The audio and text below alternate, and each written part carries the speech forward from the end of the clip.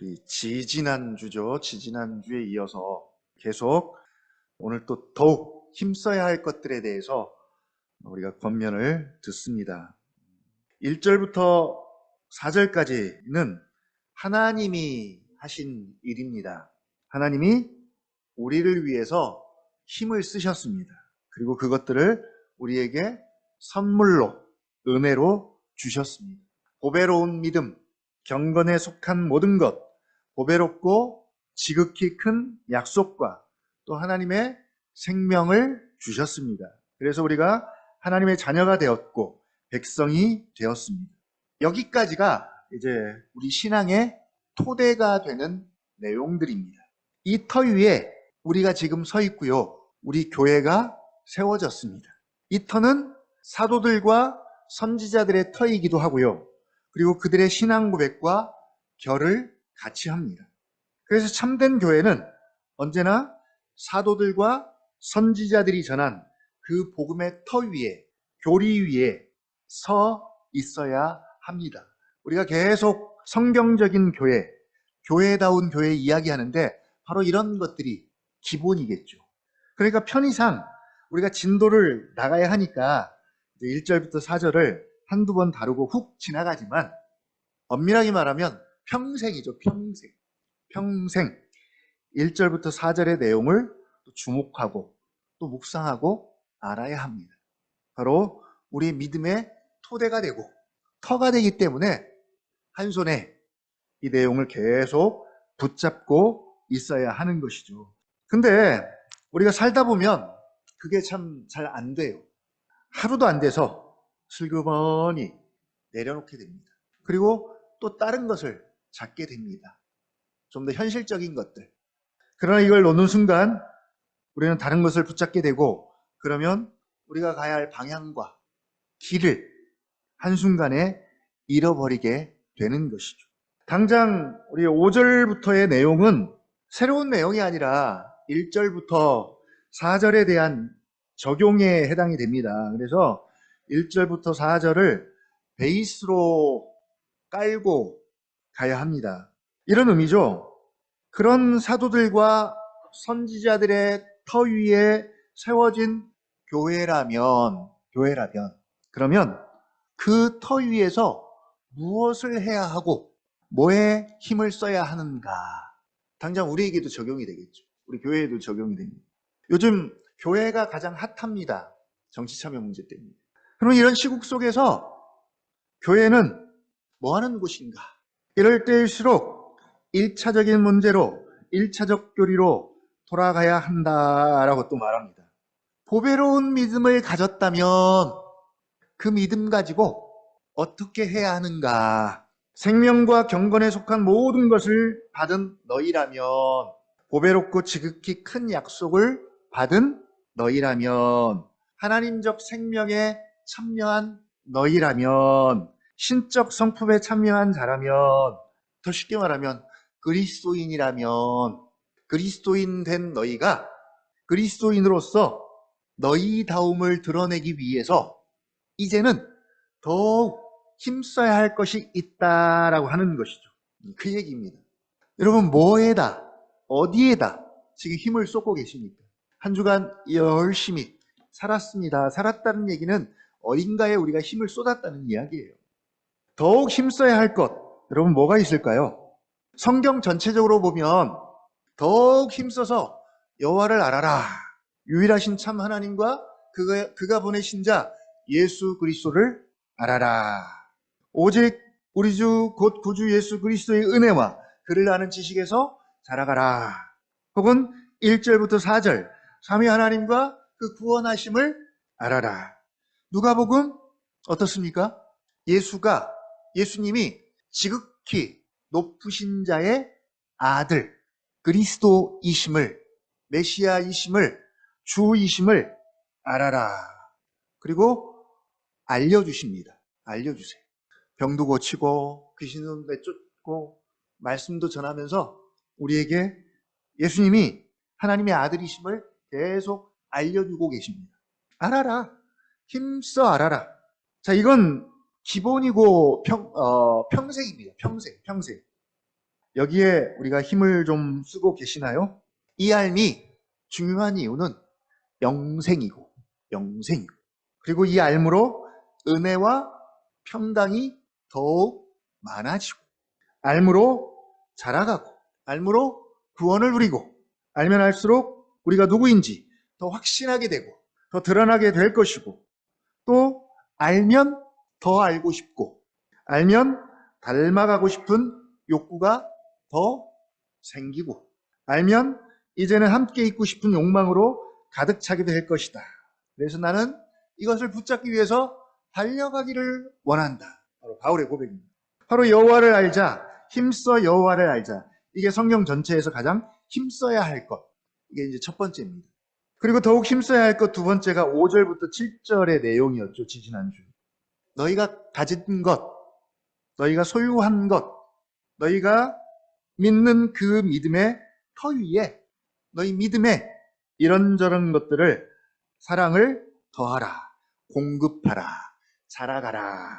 예. 믿음을 소유한 자들이라면 믿음이 너희의 터라면 너희가 가진 믿음이 어떤 믿음인지 믿음의 성격과 특성들이 드러나도록 씨앗 상태로 내버려 두지 말고 더욱 힘써서 그 믿음의 본질이 살아있도록 드러내라, 나타내라. 씨앗을 뿌려서 얼만큼의 수확을 여러분 하기를 원하세요? 얼만큼? 들깨씨 하나 뿌리면 거기서 얼마만큼의 들깨를 수확할 수 있을까요? 지금 텃밭에 완전히 들깨밭이 됐어요. 제가 뿌리지도 않았는데 어느 날 얘가 어디서 날라왔는지 하나가 왔는데 지금 3년째 되니까 온통 들깨밭이 되었어요. 한 알이. 올해는 아마 더 많아질 거예요. 왜냐하면 작년에 굉장히 많은 씨들이 뿌려져 있기 때문에. 우리 옥토밭이 되어서 30배, 60배, 100배의 결실을 맺었으면 좋겠다라는 기도를 했는데 현실적으로 30배 기대도 안 합니다. 몇 배? 예. 더욱 힘써서 그 믿음의 본질이 살아있도록 드러내라. 교회라면 교회가 뭔지, 무슨 모임인지, 뭐 하는 곳인지 교회의 교회됨을 드러내라. 나타내라. 그리스도인이라면 그리스도인이 도대체 어떤 사람들인지 그 정체성을 분명하게 드러내라. 나타내라. 제자라면 누구의 제자인지, 제자가 뭐 하는 사람들인지 분명하게 드러내라. 증명해 보여라. 나타내라. 하다못해 예수님이 제자들에게 그렇게 말씀하잖아요.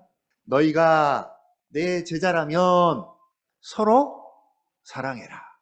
너희가 그렇게 서로 사랑하면 세상 사람들이 너희를 보고 너희가 내 제자인 줄 알리라.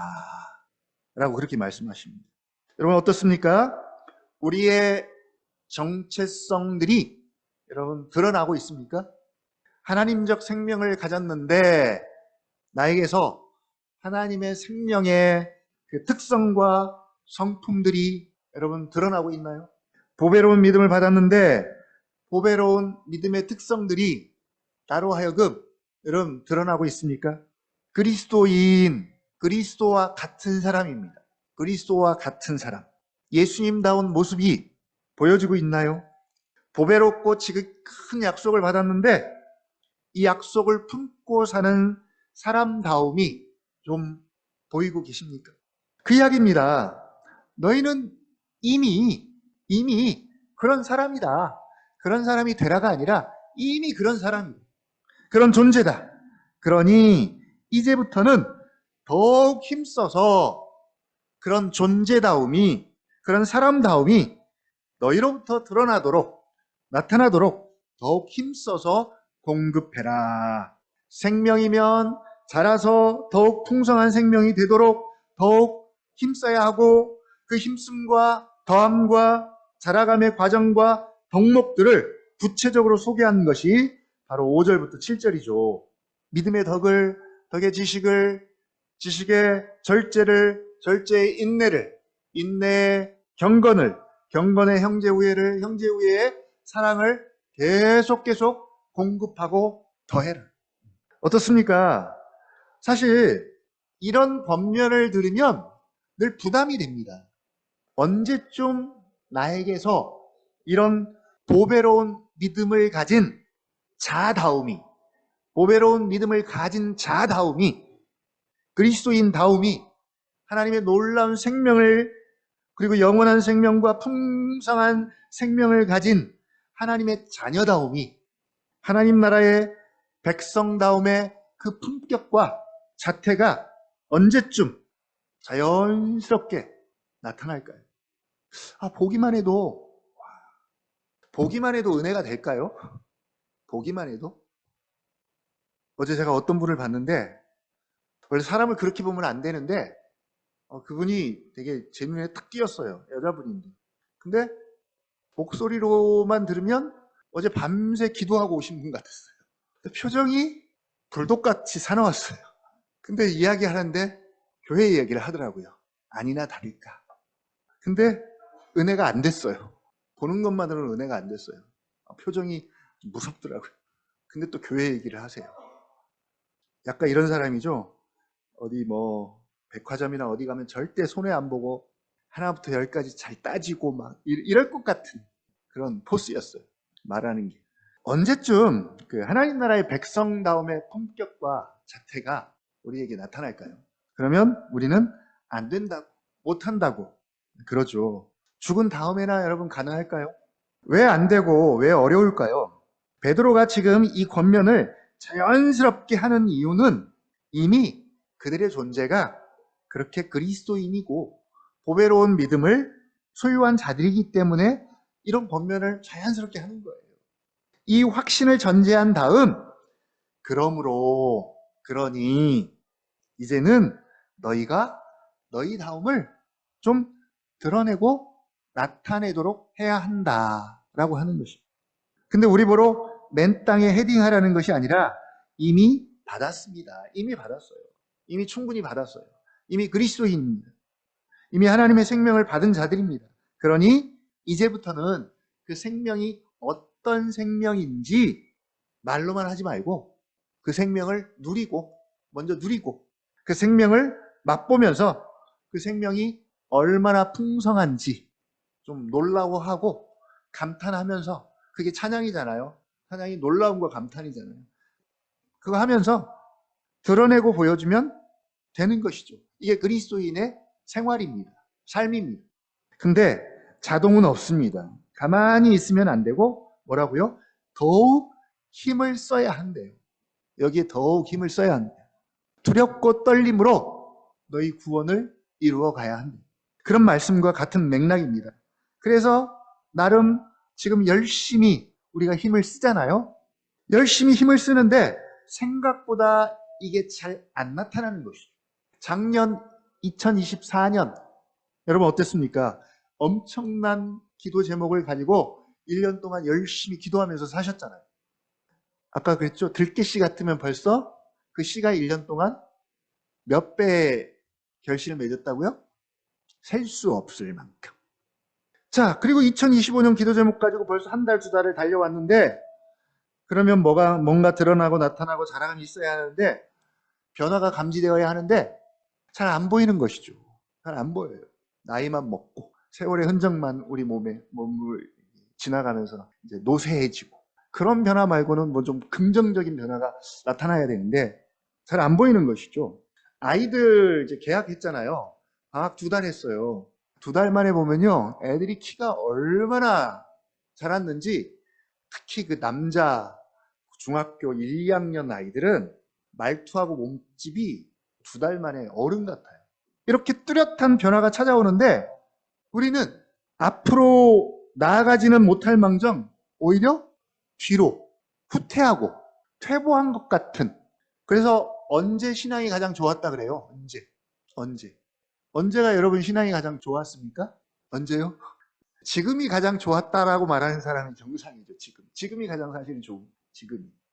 근데 지금 다 옛날 생각하고 있죠. 처녀 때, 청년 때, 옛날에. 그때를 이제 회상을 합니다.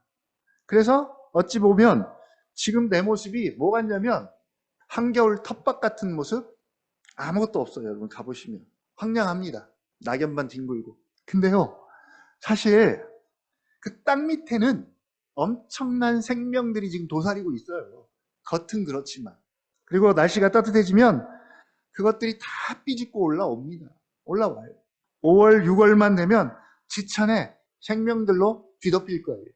자연의 현상으로는 이게 설명이 잘 되는데 이걸 나의 영적 상황에 적용을 하면 참 적용이 잘 안 돼요.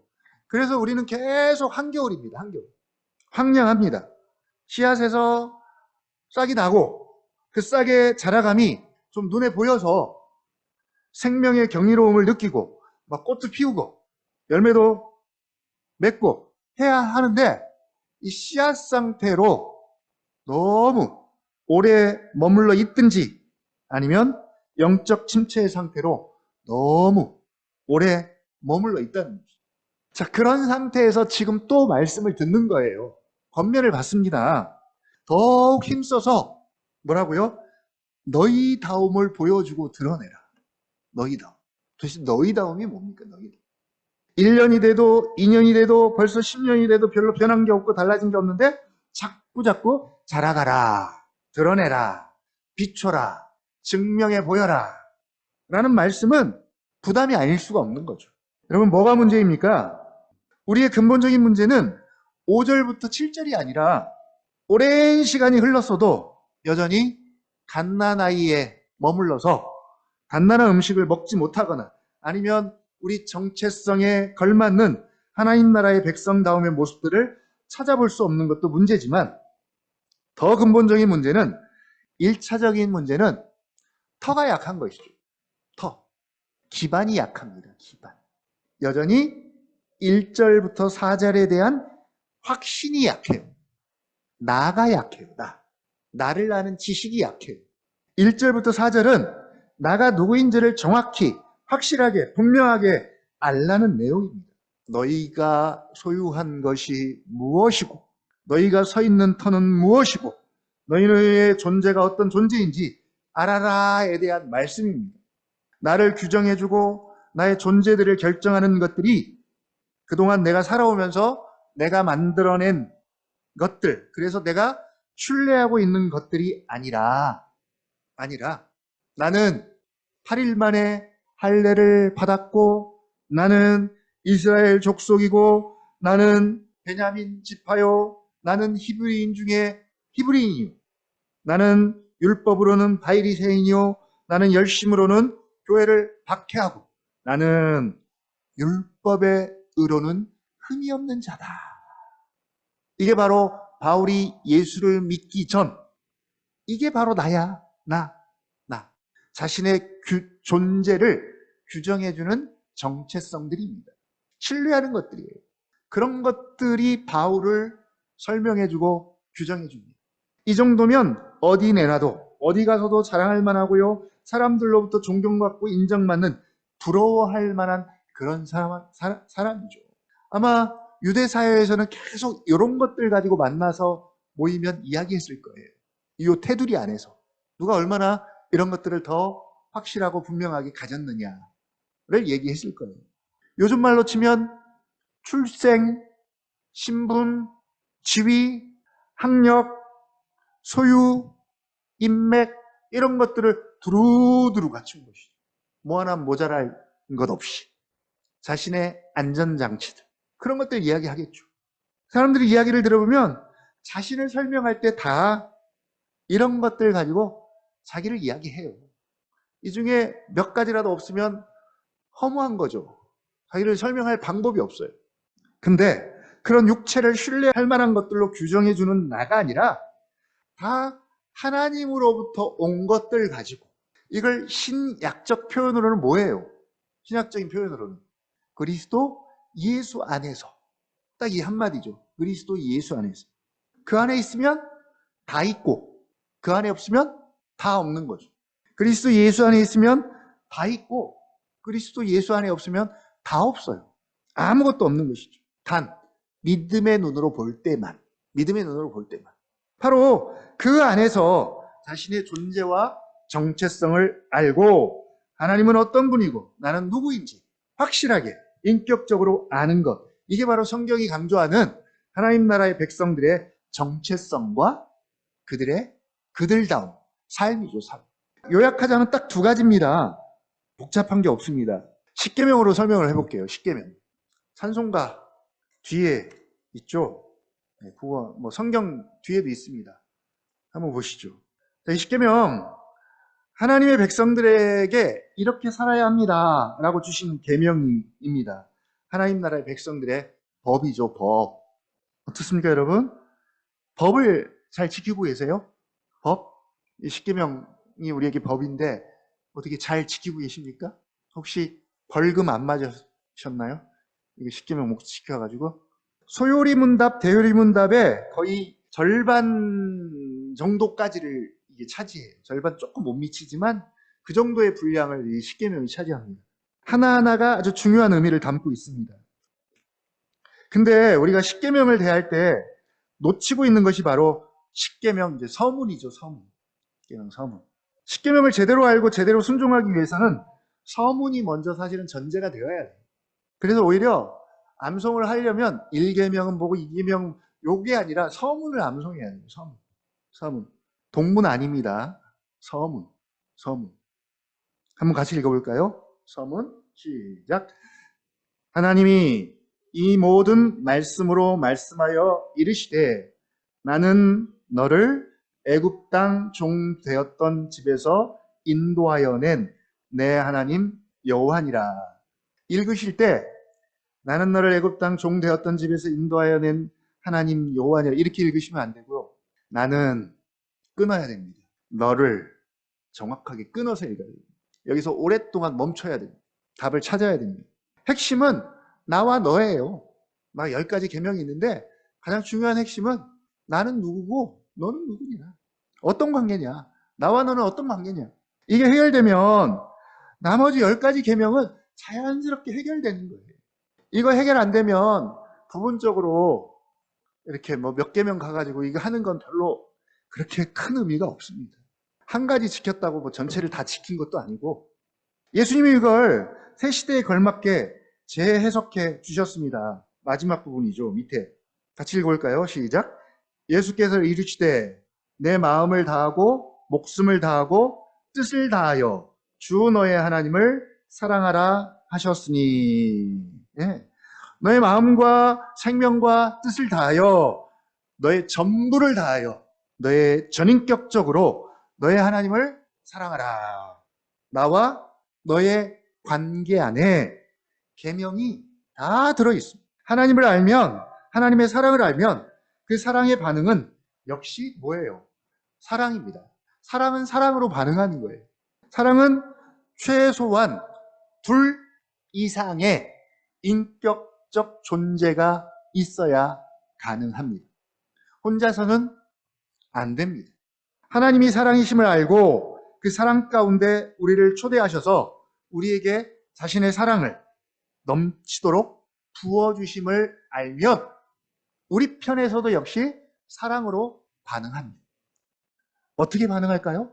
사랑받은 만큼 마음을 다하고 목숨을 다하고 뜻을 다할 정도의 사랑.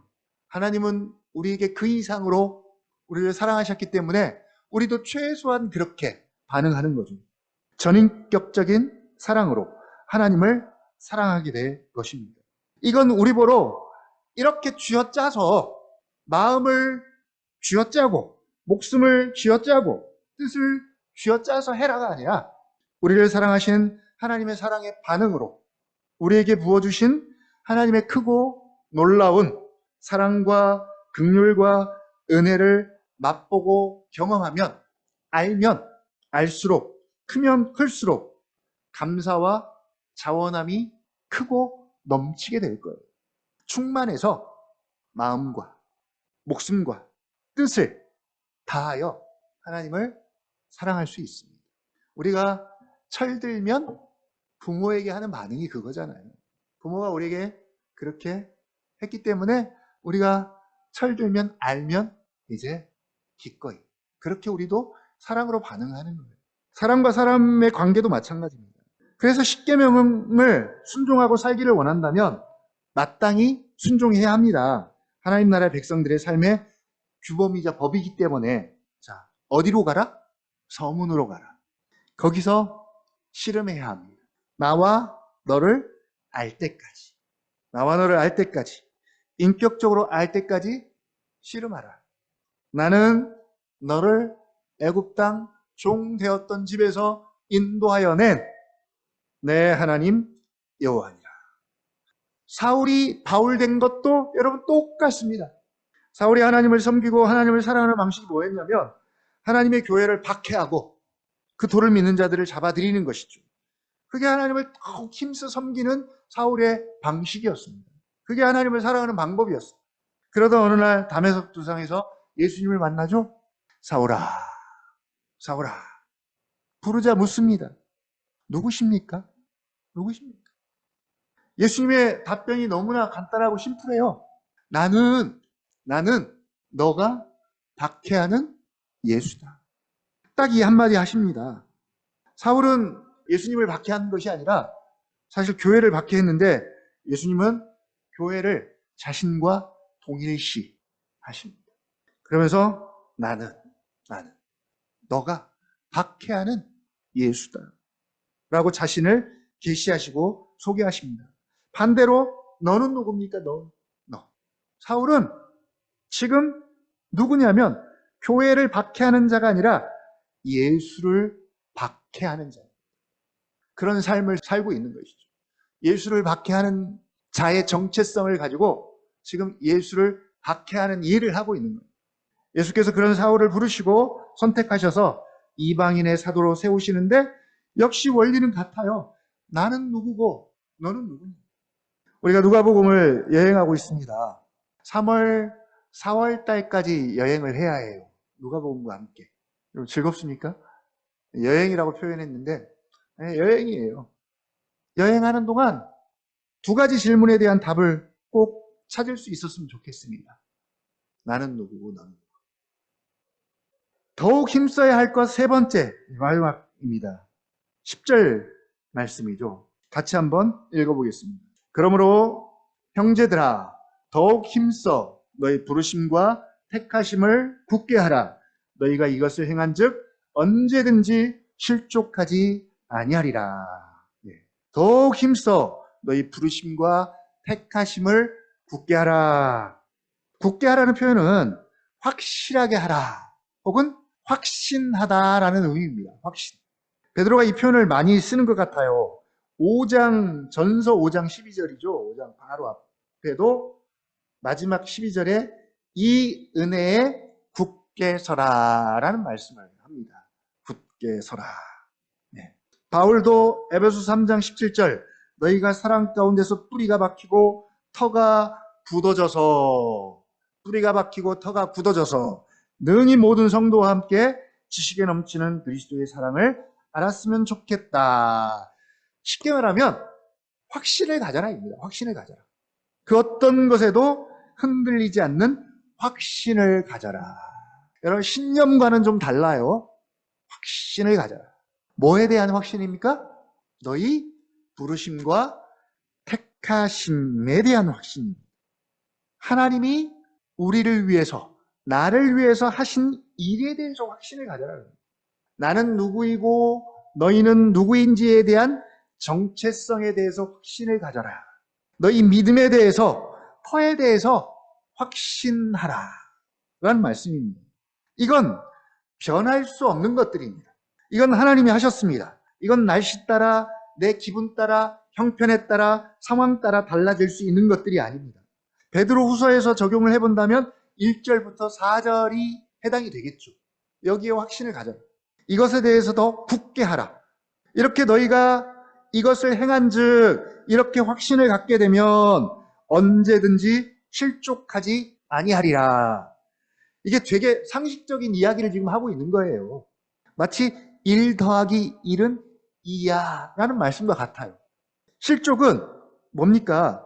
넘어지거나 비틀거리는 것을 말하는 거잖아요. 넘어지거나 비틀거리는. 우리가 주기도문 가운데도 그런 의미가 있어요. 시험에 들게 하지 마시옵고 다만 악에서 구하시옵소서. 시험에 드는 것은 미끄러지고 넘어지는 거예요. 사단은 우리가 가는 곳마다 우리가 넘어지고 미끄러지도록 모든 곳에다 기름을 칠해놨습니다. 되게 사단은 똑똑해요. 맞춤형으로 다 칠해놨어요. 맞춤형.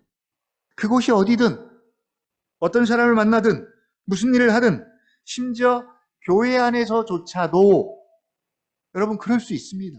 사소한 것에도 실족할 수 있고요. 특히 어려운 것은 엄청 잘 견디고 참는데 특별히 나에게 약한 것, 이것만은 잘 못 넘어가는 연약함들이 우리 안에 다 있어요. 각자가 다 있습니다. 심지어 사단은 공생애를 시작하는 예수님도 시험하셨죠? 예수님도 시험했습니다. 그럴 때 그렇게 시험을 하면 예수님이 실족해야 되는데 근데 예수님이 실족하지 않았습니다. 잘 견뎌내셨어요. 바로 사단이 우리를 너무나 잘 알고 실족하게 하는 도구들이 지천에 널렸는데, 자, 어쨌든 너희가 이것을 행한 즉 너희의 부르심과 택하심을 굳게 하면 할수록 결과는 실족하지 아니할 것이다. 넘어지지 않을 것이다. 자, 10절이 확신의 소극적인 결과를 이야기한다면 11절은 조금 더 적극적인 결과를 이야기합니다. 11절 한번 같이 읽어보겠습니다. 시작. 이같이 하면 우리 주 곧 구주 예수 그리스도의 영원한 나라에 들어감을 넉넉히 너희에게 주시리라. 아멘. 11절은 확신하게 될 때 확신이 가져다주는 되게 적극적이고 긍정적인 결과입니다. 그러니까 우리가 먼저는 믿음의 확신을, 구원의 확신을 갖는 것이 얼마나 중요한가를 먼저 알고 있어야 하는데, 이건 뒤로 미루고요. 오늘은 확신을 갖게 될 때 갖는 유익만 먼저 11절을 통해서 잠깐 살펴보겠습니다.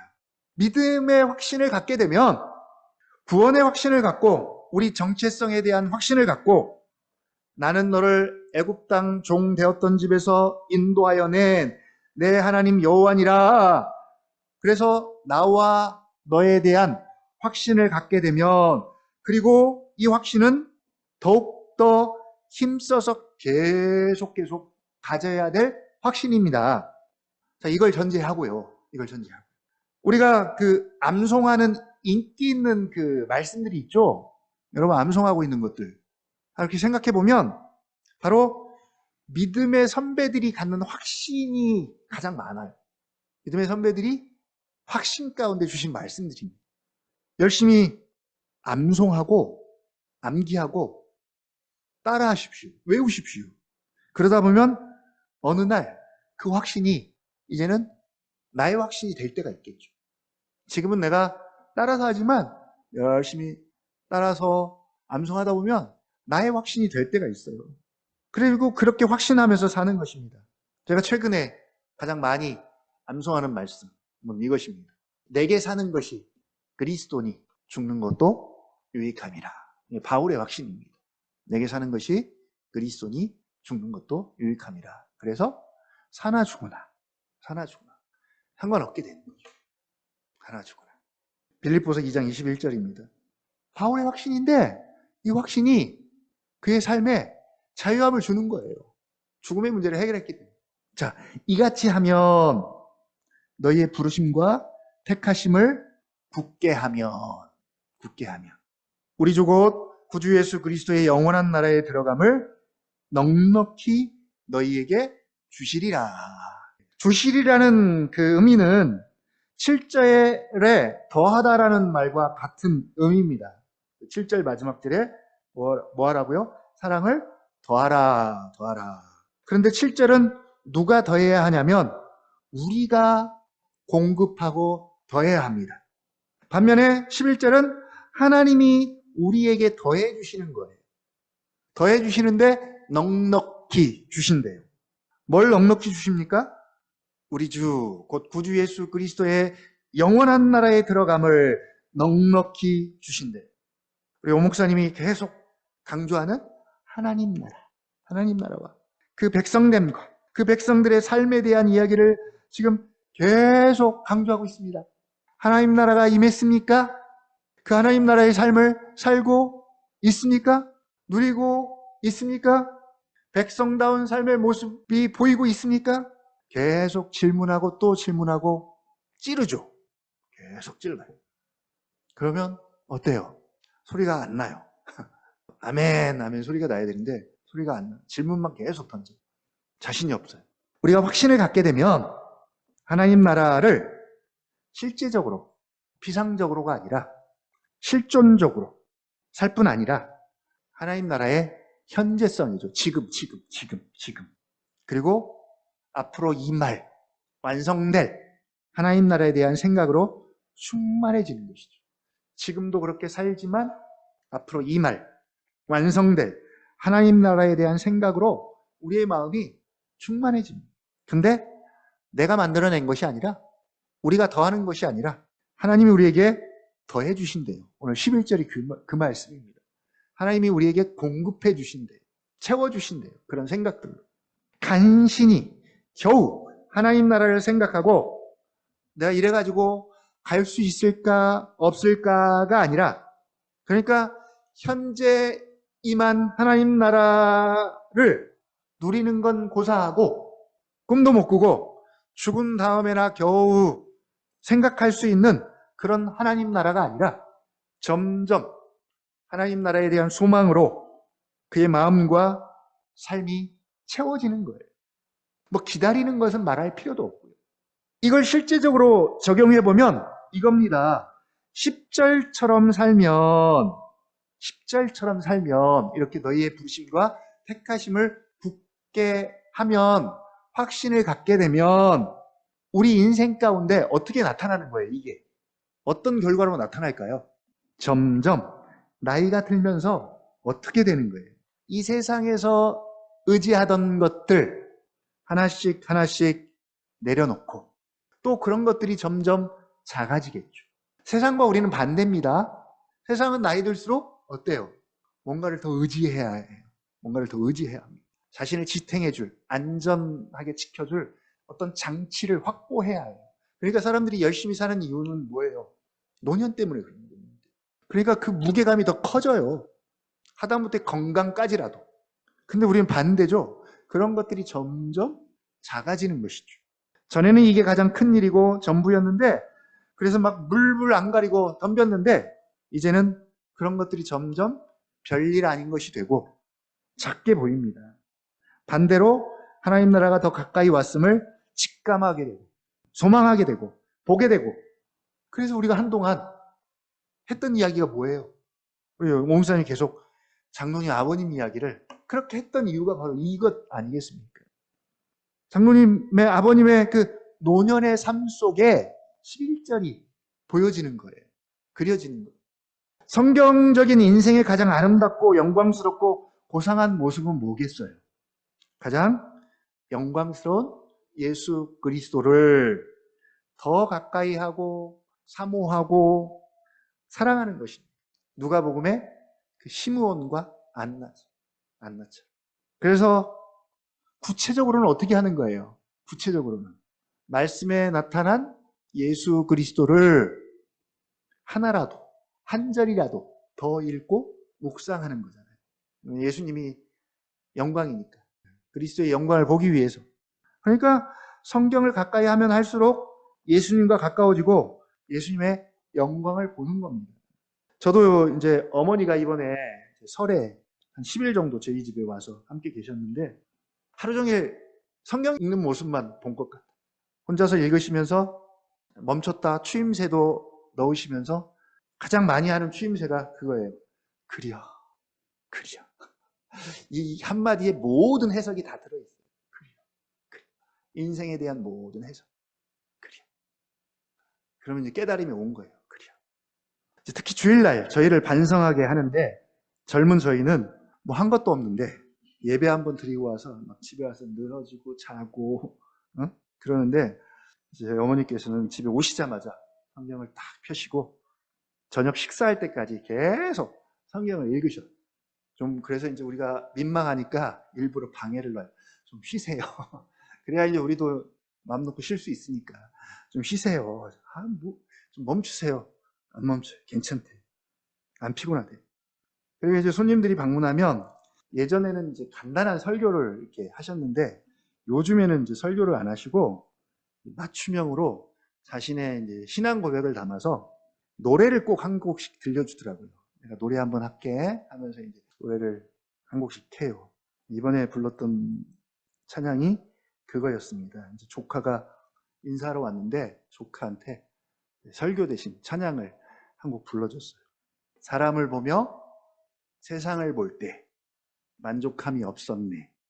나의 하나님 한 분만으로 나는 만족하였네.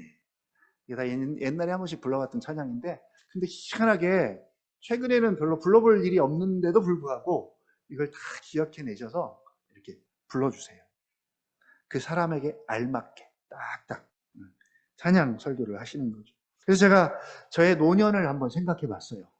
이제 저도 이제 노년기 들어가잖아요.